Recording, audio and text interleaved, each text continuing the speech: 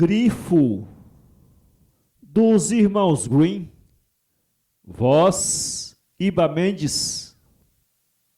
Era uma vez um rei muito poderoso, mas há tanto tempo que isto se passou, que não se sabe ao certo em que parte do mundo ele reinava, nem como se chamava.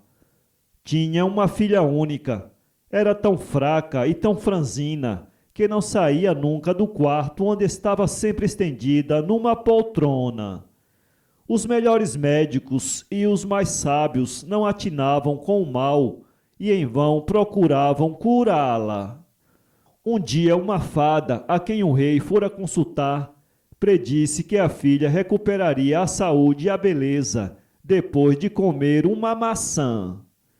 Então o rei fez anunciar por todo o reino, ao som da trompa, que aquele que trouxesse à princesa a maçã que a devia curar, casaria com ela e mais tarde seria o rei da terra.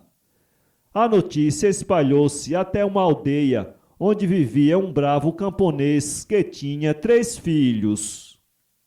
Carlos disse ao mais velho: "Tu sabes onde está essa macieira nova no fundo do jardim, que dá maçãs tão belas, que tão bem cheiram e que tem uma cor tão linda, vermelha e branca como as faces de uma moça. Anda, vai colher um cesto cheio e leva-as ao palácio do rei. Talvez ao comê-las, a princesa acerte na que lhe deve restituir a saúde e então casarás com ela." Carlos fez o que dizia o pai e pôs-se a caminho a pé até a capital. No fim de um certo tempo encontrou um homem muito pequenino, muito velhinho, com toda a barba branca, que perguntou-lhe: "Meu rapaz, o que levas aí neste cesto?" Carlos, que gostava de troçar com os outros, respondeu: "São patas de rãs." Diz então o anão: "Muito bem, assim é e assim ficará sendo." Carlos continuou seu caminho e acabou por chegar ao castelo. Quando anunciou que trazia a famosa maçã que devia curar a princesa, o rei, logo prevenido, apareceu doido de alegria. Mas, quando Carlos abriu o cesto, só se viu um montão de patas de rãs nojentas que ainda se moviam. O rei teve um grande acesso de fúria e disse ao maroto que desaparecesse o mais depressa possível, se não quisesse ser desancado à pancada. Carlos voltou todo cabisbaixo e contou ao pai o que se passara. Então o velho disse ao segundo filho, que se chamava Martinho: "Colhe pela tua vez um cesto de maçãs e vê se tens mais sorte que o teu irmão." Foi o que fez Martinho. De repente, ao voltar à esquina, viu-se em frente do velho anão, que perguntou-lhe o que levava no cesto. Como também gostava de troçar dos outros, respondeu: "Pelo de porco." Diz então o anão: "Muito bem, assim é, e assim ficará sendo." Quando Martinho se apresentou à porta do palácio, a sentinela não queria a princípio deixá-lo entrar, dizendo que era sem dúvida um farsante, como o que tinha vindo com as patas de rãs. Martinho insistiu e por fim levaram-no ao rei, que quis ver as maçãs. Retirada a tampa do cesto, viu-se no fundo apenas uns pelos de porco. O rei, enraivecido, mandou pôr Martinho na rua à chicotada.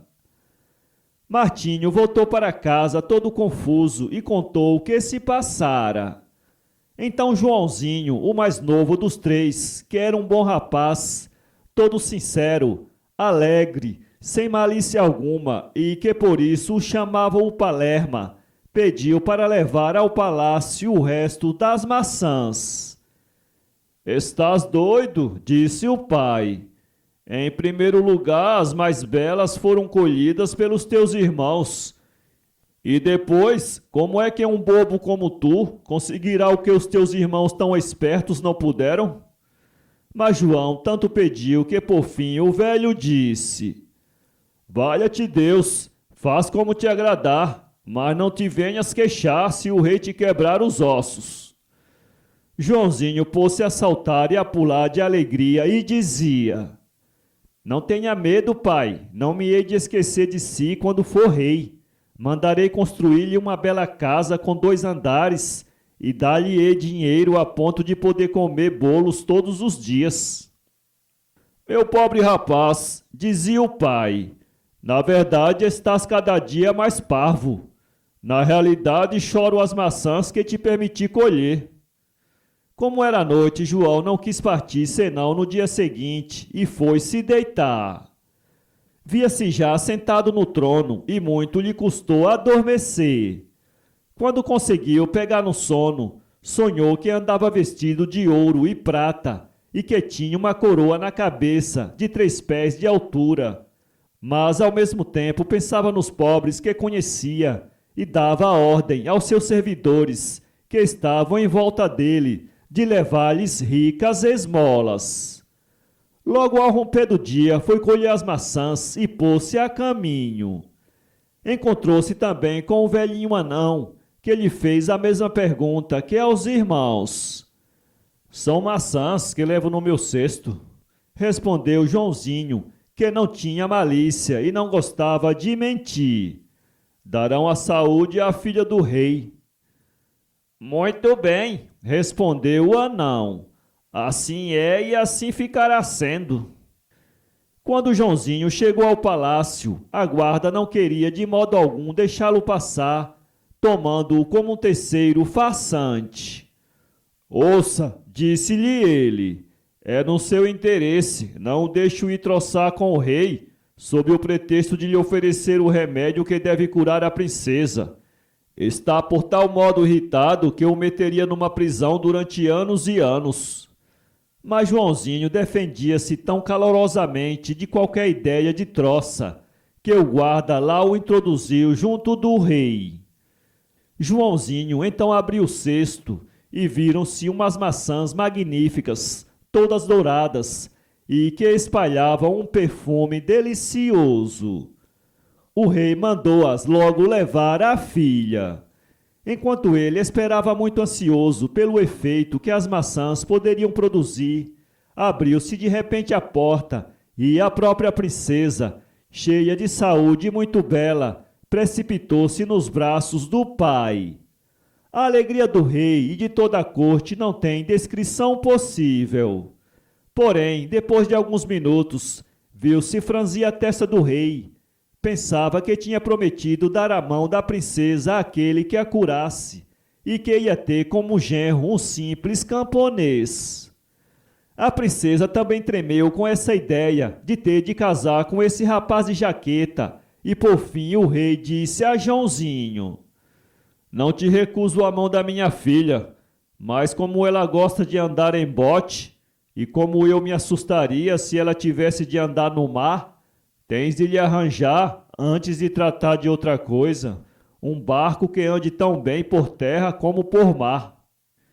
O pobre Joãozinho lá fica todo desapontado, pois já não julgava realizada a sua esperança.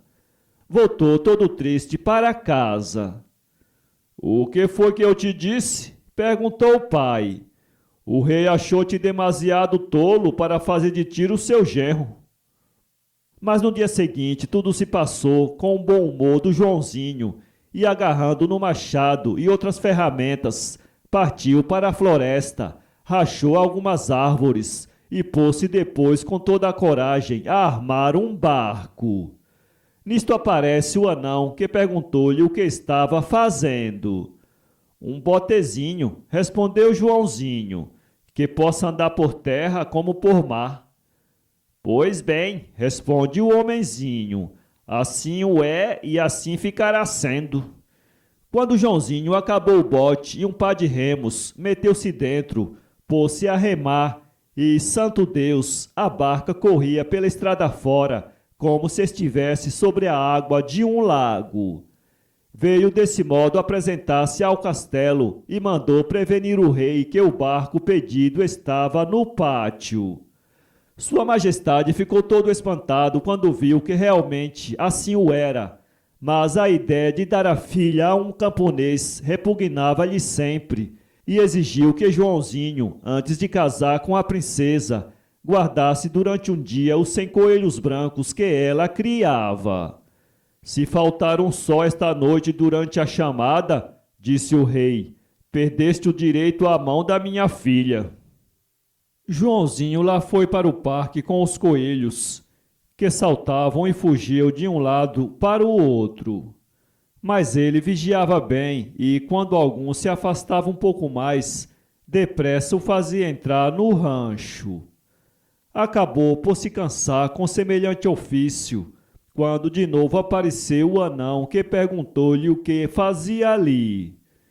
Joãozinho, tendo-lhe contado tudo, o velho deu-lhe um lindo apitozinho, dizendo-lhe: se algum dos animais sair do rancho, só tens de apitar, e ele voltará imediatamente. Nisto viu uma das cozinheiras do castelo, pediu para levar um dos coelhos para o preparar para a ceia da princesa. Mas Joãozinho não consentiu e lhe disse que se a princesa quisesse o coelho, viesse ela mesma buscá-lo. A filha do rei, prevenida, veio e Joãozinho, de boa vontade, deixou-a levar no seu avental um dos coelhos. A princesa retirou-se a toda pressa, muito contente porque pensava que Joãozinho ia faltar com o seu compromisso. Mas este sopra no apito mágico e logo o coelho, debatendo-se com raiva, salta do avental, apesar da princesa querer segurá-lo, e vai meter-se no rancho. Neste intervalo de tempo anoitece e Joãozinho faz recolher os coelhos na toca. A surpresa do rei era enorme. Então pediu a Joãozinho como última condição, antes de o deixar casar com a filha, uma coisa que julgava impossível de se obter, uma pena do rabo do grifo, célebre animal, metade águia, metade leão, que vivia no fim do mundo. O pobre Joãozinho ficou ao princípio desanimado, porém o anão que ele tornou a encontrar encheu-o de coragem e ensinou-lhe por miúdo o caminho a tomar para encontrar a morada do animal. Depois de alguns dias de caminhada, Joãozinho chegou pela tardinha, perto de um castelo magnífico. Como nesse tempo ainda não havia estalagens, pediu aí hospitalidade, que lhe foi concedida generosamente. O proprietário do castelo, sabendo que ele ia em busca do grifo, disse-lhe: esse animal sabe tudo quanto se passa no mundo. Portanto, pergunta-lhe onde se poderá encontrar a única chave que abre um subterrâneo encantado que existe na grande torre do meu castelo e que está cheio de ouro e joias preciosas. O meu bisavô a perderam um dia e depois nunca mais se pôde encontrar. Joãozinho prometeu fazer o que lhe pediam e pôs-se a caminho. Alguns dias depois receberam-no também uma noite num outro castelo. Quando o dono soube que ele ia à procura do grifo, pediu-lhe para perguntar ao maravilhoso animal o que poderia curar o seu filho, que já havia um ano sofria e deperecia sem se poder descobrir a causa. Joãozinho prometeu interrogar o grifo e de novo pôs-se a caminho.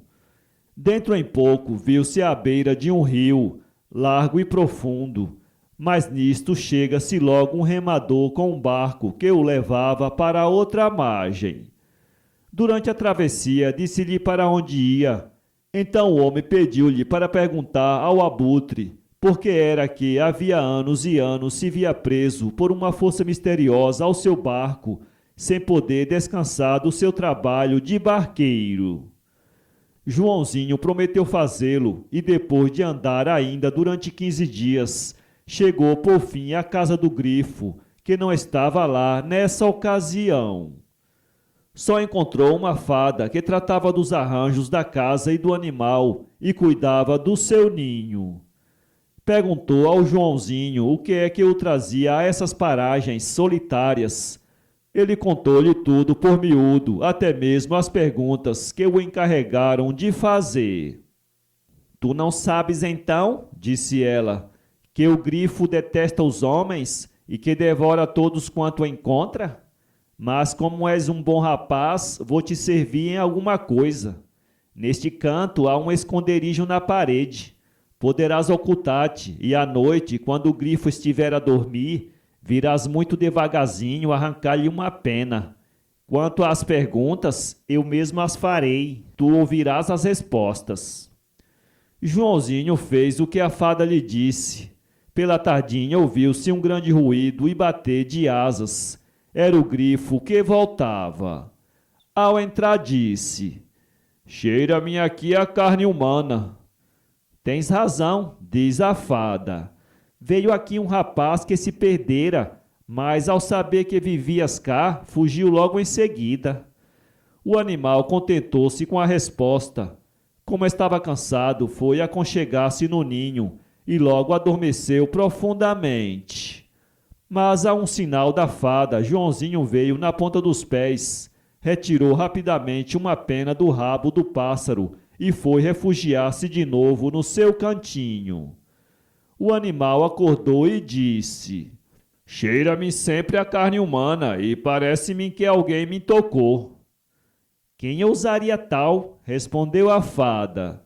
Sonhaste provavelmente com esse rapaz de quem te falei. Mas já que estás acordado, diz-me então, onde é que está escondida a chave do subterrâneo cheio de riquezas, do castelo que fica daqui a umas 1000 léguas? Está simplesmente na palha, de trás da porta da cabana da lenha, onde o bisavô do fidalgo atual a perder uma noite. Diz-me ainda se não há remédio que cure o filho do fidalgo que vive num belo castelo a 5 léguas daqui. Certamente que há. Perto do 100º degrau no subterrâneo está um buraco de lagarto e dentro um anel mágico. Se o mancebo conseguir metê-lo no dedo, a doença desaparecerá logo. Enfim, continuou a fada. Desejava ainda saber por que é que o barqueiro do rio, a 15 léguas daqui, não pode largar esse trabalho de que já está cansado. Um tolo, porque não mete ele o remo na mão de uma das pessoas que atravessa o rio.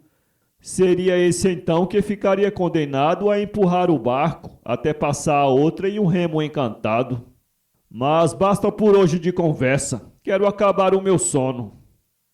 No dia seguinte, pela manhã, quando o grifo desapareceu, Joãozinho saiu do seu canto e, depois de agradecer muito à fada, que lhe repetiu as respostas do animal para que não as esquecesse, voltou para o seu país. Tendo chegado à margem do rio, entrou no barco. O barqueiro perguntou-lhe o que dissera o grifo. Mas Joãozinho não respondeu até se ver no outro lado do rio. Então disse ao barqueiro como é que se podia ver livre dessa amassada. O barqueiro agradeceu muito e convidava-o delicadamente a entrar no barco para darem um passeiozinho pelo rio fora. Mas Joãozinho viu o laço que lhe armara o ingrato e seguiu o seu caminho. No primeiro castelo que encontrou, achou-se no local indicado um anel de prata. O filho do fidalgo, assim que o pôs no dedo, levantou-se completamente curado. No segundo castelo descobriu-se a célebre chave atrás da porta da cabana. O fidalgo abriu o subterrâneo que, com efeito, transbordava de ouro e joias preciosas. Insistiu para que o Joãozinho enchesse as algibeiras e mais o que pudesse de diamantes e esmeraldas. Sem mais outras aventuras, Joãozinho chegou por fim ao palácio do rei e entregou-lhe a pena do rabo do grifo.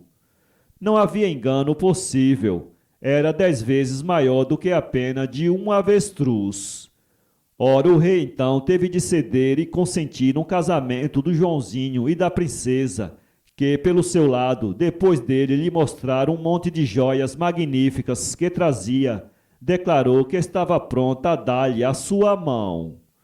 O rei perguntou-lhe onde é que tinha encontrado essas maravilhas. Joãozinho, que aprendera um pouco a correr o mundo, a ser malicioso, respondeu que era um presente do grifo. Então o rei pôs-se por sua vez a caminho para ir ter com o maravilhoso animal que dava tão ricos presentes. Mas quando chegou à margem do rio e entrou no barco, o barqueiro meteu-lhe bruscamente o remo na mão e saltou para a terra. Então o rei, justamente castigado por ter querido tantas vezes faltar à sua promessa, foi condenado a conduzir o barco durante anos e anos. Nesse intervalo, Joãozinho casara com a princesa e fora proclamado rei da terra. As grandezas não lhe fizeram esquecer o pai e os irmãos. Finalmente teve dó do sogro e fê-lo salvar por um grande maroto, a quem convenceu que o remo encantado estava cheio interiormente de diamantes. O espertalhão foi retirá-lo à força das mãos do rei, que pôde desse modo acabar os seus dias ao pé da filha.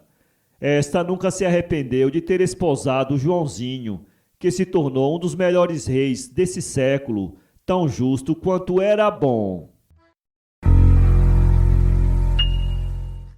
Para ler esse conto, acesse www.poeteiro.com